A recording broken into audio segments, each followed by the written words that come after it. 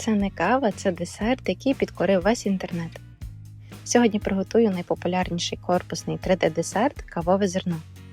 Ніжний мус, солена карамель, шоколадний бісквіт і хрусткий шоколад. Повторити вдома це простіше, ніж здається. Почну з начинки. Це серце десерту. Роблю солону карамель з додаванням міцного еспресо. Замочую 2 г желатину і 12 мл холодної води. 100 г цукру розтоплюю у сотейнику до бурштинового кольору. За цей час окремо підігріваю 80 г вершків 33% і 30 мл готового міцного еспресо. Обережно вливаю гарячі вершки в карамель і перемішую. Додаю 40 г масла, 1/3 чайної ложки морської солі або звичайної та набухлий желатин.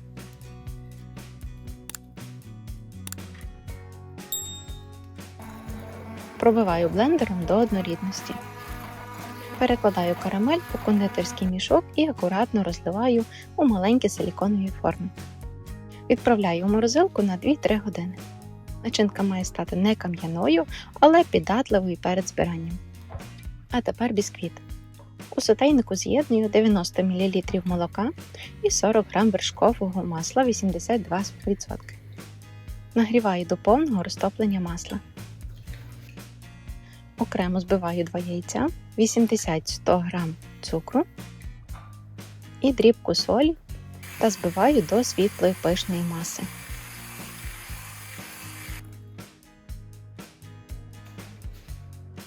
І тепер просію 80 г борошна, 30 г какао, 5 г розпушувача.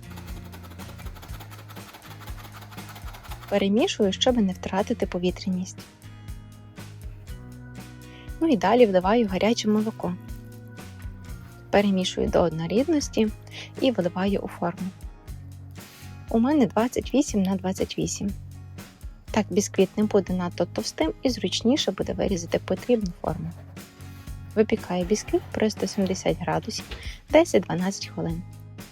Готовність перевіряю зубочисткою. Залишаю бісквіт охолонути. Ну і я зробила форму для вирізання з алюмінієвої одноразової форми для випікання маленьких кексів і хлібів. Вирізаю ось такі невеликі овали. Вони мають бути трошки менші за розміром форми зерна. Можна просто нарізати на прямокутники. Тепер основа десерту – кавовий мус на білому шоколаді. Щоб отримати глибокий смак, я настоюю гарячі вершки на натуральній каві. Жодних штучних ароматизаторів. Заливаю 15 г кавових зерен або 1 чайна ложка якісної розчинної кави, якщо немає зерен, першою порцією вершків 100 г. Доведу до кипіння, знімаю з вогню, закриваю кришкою і даю настоятися 20 хвилин. За цей час заливаю 4 г желатину, 24 мл води. Желатин 180-200 Блум. Пройшло 20 хвилин і треба процідити вершки від зерен і зважити їх. Якщо частина вершків випарувалась, доливаю свіжих до маси 100 г. Знову підігріваю ці вершки і розчиняю в них замочений желатин. Виливаю їх на 75 г білого якісного шоколаду. Добре перемішую. Пробиваю блендером і це ганаш.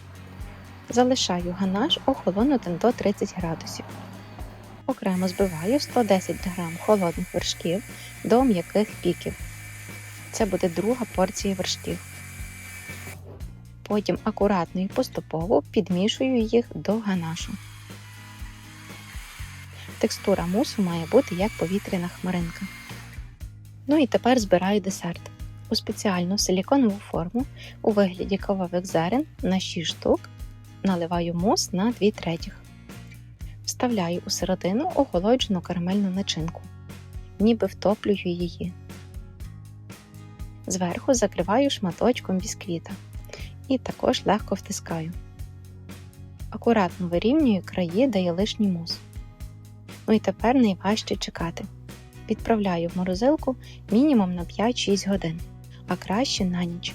Десерт має повністю замерзнути у лід, інакше буде важко дістати його з форми без пошкоджень. На наступний день готую шоколадну глазурь. На водяній бані або імпульсами у мікрохвильовці розтоплюю 150 г чорного шоколаду і 100 г какао-масла. Глазурь має стати однорідною і рідкою. Цим я покрию кавові зерна. За бажанням можна купити готовий балончик з шоколадним велюром і покрити ним. Виймаю ідеально рівні крижані кавові зерна з форми.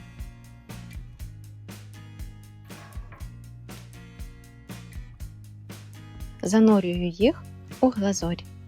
Гарячий шоколад потрапляє на крижаний десерт і швидко застигає, створюючи хрустку оболонку. Можна покрити ще раз після застигання першого шару. Ось так я повторюю усіма зернами. І фінальний штрих – це за бажанням.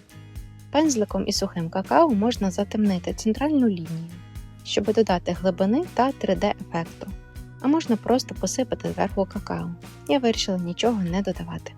Залишаю десерт у холодильнику на 2 години, щоб він розморозився і став ніжним. Ну і тоді він готовий до подачі.